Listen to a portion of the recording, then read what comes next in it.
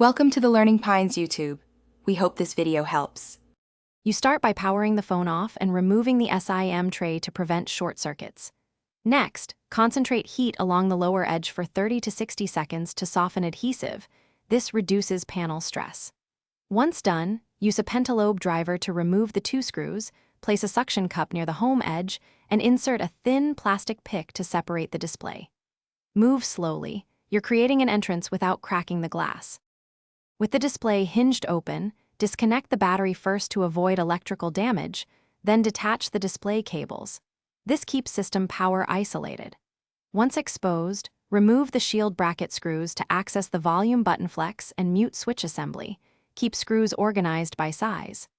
Carefully free the old flex from adhesive and connectors, then place the replacement flex in the exact orientation, ensuring the contacts seat cleanly. Reinstall brackets to secure the components before continuing. Once the new switch is secured, reconnect the display cables and then the battery because testing with the screen connected prevents trapped cables. Before sealing, gently lower the display and press along the edges to seat the adhesive, then replace the pentalobe screws. Test the volume up, down, and mute functions in settings and during audio playback.